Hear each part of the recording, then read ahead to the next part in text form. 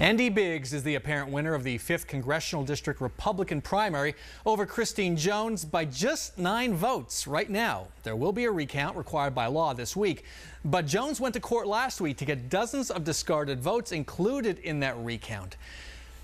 Big question, what did we learn about the way voting happens here in the course of her lawyer's argument to get those votes to count? Well, one thing we learned is that if you're an early ballot voter, you better make sure that you're signing the outside of that envelope the exact way that you signed whenever you registered to vote, whether it was last year or 3 decades ago, because apparently if that isn't an exact match, the election workers just toss those things out. Now, you have the right as a voter, if they toss your ballot out and discount it because the signatures don't match, you have the right to come in and say, yeah, that really was me and here's my proof.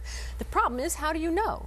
There is a mechanism that you can check, but nobody's checking online to see if their ballots counted. No. And in this particular case, some possibly crucial votes that should have been counted, you know, who knows? What about the poll workers' influence? We're learning a lot about that. Yeah, I mean, we've heard from various people that you could live in CD5, move within the district, go to your old polling place, vote, do the right thing. They're supposed to tell you to go to your new polling place. That might not have happened, so that may have tossed out a bunch of votes. So this could turn out to be Andy Biggs' second big jackpot he wins. You know, he won the American Family Sweepstakes. He may win this. You know, because of Justin Olson's election day surge, that benefited Andy Biggs.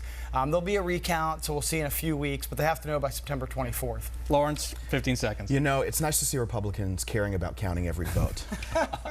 That's all I've got to say. And really, as Americans, we should invest in our foundation, which is democracy. It's apocryphal that this is happening in 2016. We need better technology and to ensure the vote. Okay, now we're going to turn to a very different subject. Sunday today is the 15th anniversary of the September 11th attacks. I asked each of you just to give us your thoughts, your reflections on the day. You know, when I remember that day, I remember less about that day and more about our response to that day. The face of courage by airline passengers and firefighters and others who you know, went into the breach and tried to do something, and the way that we all felt that day. We were Americans, united in our anger and in our grief and in our outrage and in our resolve. We weren't divided, and it was a great feeling, that little piece of it, for the very short time that it existed. It was a terrible, horrible day. I agree with Lori. I remember folks putting, I put a flag in the back of my truck. I remember that. And, you know, folks had the banners and the placards, and people were saying hi to each other. It lasted for a while. It felt like we were one country. I remember seeing it on TV. I grew up in New Jersey. I had a lot of friends who worked on Wall Street, and the first thing I thought of was, oh my God, do any of my friends have meetings in those buildings? And thankfully they didn't. I remember getting ready. Matt Salmon at the time, 2001, was going to announce for governor that day. And then after the second plane hit, we said, no, we got to cancel it. And I immediately went home, hugged my 1-year-old son, and felt vulnerable at first, but then Lori put it very well, that the resolve that America showed. Never forget President Bush, you know, speaking with the megaphone down there at the rubble, saying they will hear from us again. You know, it still makes my spine tingle a little bit. I'm proud to be an American. I was still a Canadian citizen that day.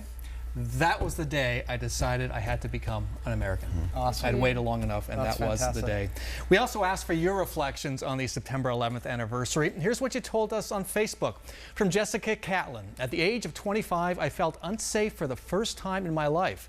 I was working in the Hart Senate office building in D.C. with various reports of planes falling out of the sky. We just didn't know when it would stop. I spoke with my grandma quite a bit about it in the years to come as she lived through Pearl Harbor. It's a trauma you never forget, and it's desensitized me in many ways. This from Christina Carpenter: I was on maternity leave with my first son. I was so heartbroken for the families and loved ones of all those who were lost. I just sat there holding my newborn, crying, asking myself, what kind of evil world did I just bring my child into? 9/11, we will never forget. And from Midsummer: I was in my office less than a mile from the Pentagon. Since that time, American society in general has too often tried to demonize those with whom they disagree. We need to work our way back to being a society that doesn't make snap judgments about others and doesn't leap to hostility. You can reach me anytime with your comments. Find me on Facebook, follow me on Twitter at BramResnick, or email me at bresnick@12news.com. You can also see all of our Sunday Square Off coverage on 12news.com/local. That's our show for this week. Thanks very much to all of our guests, and thank you so much for joining us. We'll see you back here next weekend for another round of Sunday Square Off.